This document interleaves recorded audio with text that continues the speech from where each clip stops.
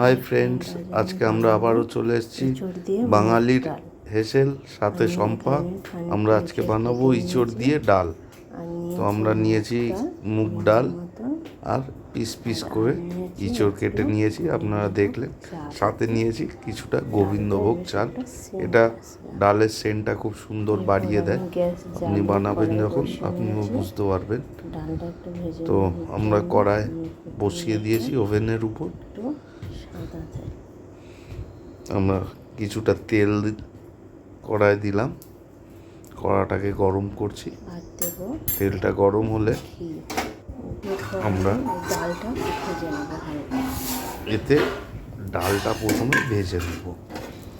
যে মুগ ডাল নিয়েছি সাথে আমরা কিছুটা ঘিও দিয়েছি সেন্টের জন্য। আর আমরা অন্যদিকে আমরা ইঁচড়গুলোকে একটু সিদ্ধ করে নেব। আপনি ইঁচড় যখন সিদ্ধ করবেন একটু নুন আর একটু চিনির সাথে দেবেন, নাহলে ইঁচড়টা ঠিক স্বাদটা লাগবে না, একটু কিরম পাঞ্চা মতন লাগবে। তো আমরা এখানে কিছুটা চিনি আর নুন দিয়ে ইঁচড়টাকে সিদ্ধ করতে বসিয়ে দিলাম।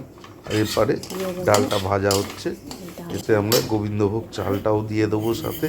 আমরা একসঙ্গে ডাল, চাল আর ঘি দিয়ে এইটাকে ভালো করে প্রথমে ভেজে নেব। ডালটা একটু লাল লাল টাইপের যতক্ষণ না হচ্ছে আমরা ডালটাকে ভেজে নেবো ভালো করে। আর আজকের এই ইঁচড় দিয়ে ডাল বানানোর জন্য আমরা নিয়েছি, দেখতে পাচ্ছেন, একটা টমেটো কেটে নিয়েছি, 4-5 কোয়া রসুন, 4-5টা লঙ্কা আর কিছুটা আদা বাটা, আর 2টো পেঁয়াজ কুচি কুচি করে কাটিয়ে কেটে রেখেছি। তো এবার আমাদের ইঁচড়টা সিদ্ধ হয়ে গেছে, আমরা আবার সিদ্ধ হয়ে বসিয়েছি ডালটাকে, যেটা আমরা সুন্দর করে লাল করে ভেজে নিলাম। ডাল আর কিছুটা গোবিন্দভোগ চাল। আমরা এবার কড়ায় তেল গরম করতে বসিয়েছি, তেলটা গরম হচ্ছে। আমরা এই তেলে দিয়ে নেব কিছুটা জিরে ফোড়ন, সাথে রসুন আর একটা শুকনো লঙ্কা। এটাকে একটু ভালো করে ভেজে নেব রসুনটা লাল হওয়া পর্যন্ত। আমাদের ভাজা হয়ে গেছে, আমরা এবার এতে দিয়ে দিচ্ছি রসুন, আর রসুনটার সাথে দিয়ে দিচ্ছি পেঁয়াজ। আমরা এটাকে ভালো করে ভেজে নেব। আমরা পেঁয়াজ ভাজতে ভাজতে দেখুন রসুনটাকে আমরা লাল করে মোটামুটি আমার ভাজা হয়ে গেছে। আমরা এবার পেঁয়াজটাকেও এর মধ্যে দিয়ে দিচ্ছি, যে 2টো পেঁয়াজ আমরা কুচি কুচি করে কেটে রেখেছিলাম। আমরা পেঁয়াজের মধ্যে কিছুটা নুন দেবো, নুন দিলে তাহলে ভাজাটা খুব সুন্দর মজে যায়। তো আমরা নুন দিয়ে ভেজে নেওয়ার পর পেঁয়াজটা ভালোভাবে ভাজা হয়ে গেছে, আমরা এতে আদা অ্যাড করে দিলাম। এবার আমরা এই ভাজাটাকে ভালো করে নেড়ে চেড়ে ভাজবো। আমরা এতে টমেটো আর কাঁচা লঙ্কাও দেবো। ভাজাটা একটু ভাজা হয়ে গেলে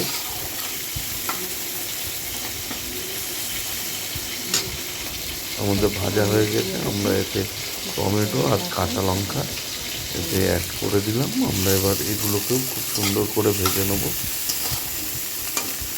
তো আজকের আমার যে ইঁচড় দিয়ে ডাল, আপনি যদি ঘরে ট্রাই করেন, ভালো লাগে, অবশ্যই আমায় সাবস্ক্রাইব করবেন, আমার সাথে থাকবেন, আমার ভিডিওটা লাইক দেবেন, অনেক অনেক আশীর্বাদ করবেন। আগামী দিনেও যাতে আরও ভালো ভালো ভিডিও পান, তার জন্য আমার সাথে থাকবেন। তো আমি আজকে ইঁচড়গুলো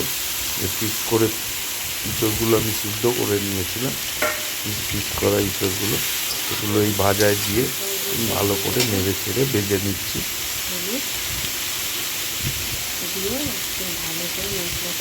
এটা খুবই সুন্দর, ডাল দিয়ে ইঁচড় দিয়ে আপনি বাড়িতেও বানান, খুবই ভালো লাগবে, একবার ট্রাই করে দেখতে পারেন। 4-5টা লঙ্কাও এতে দিচ্ছি। আমার বাড়িতে যেদিন আমি এটা বানাই সেদিন মোটামুটি অন্য কিছু না, সবাইকে এই দিন ভাত দিয়ে আর এই ইঁচোড় ডাল এই দিয়েই সবাই খেয়ে নেয়। তো আপনিও দেখেন আপনার বাড়িতেও না সেই একই জিনিস করে যায়। তো আজকে আমার ইঁচোড় দিয়ে ডাল, আমার ইঁচোড় দিয়ে খুব ভালো করে এগুলোকে নাড়িয়ে চাড়িয়ে ভেজে নিচ্ছি। আমি এবার যে সিদ্ধ করলাম মুগ ডালটা, ওই ডালটা অ্যাড করে দেবো। খুব বিশাল কিছু রান্না না, আপনিও করবেন নর্মালি, খুব ইজিলি, তাড়াতাড়ি আপনিও বানিয়ে ফেলতে পারবেন। খুব সুস্বাদু একটি রান্না। তো আমরা এখানে যে মুগ ডালটি আর কামিনী আতপ দিয়ে ভেজে রেখেছিলাম, কামিনী আতপ চালটা দেবেন, সেক্ষেত্রে ডালের যে সুগন্ধটা অনেকটা বাড়িয়ে দেয়। আমরা সেটা এখানে দিয়ে দিলাম, দিয়ে খানিকটা জল দিয়ে আমরা ফুটাতে শুরু করে দিয়েছি। আমার ডাল প্রায় শেষ, আমার ডাল আজ হয়ে গেছে ইঁচড় দিয়ে ডাল। আপনিও বাড়িতে বানান, খুবই ভাল লাগবে, কথা দিলাম।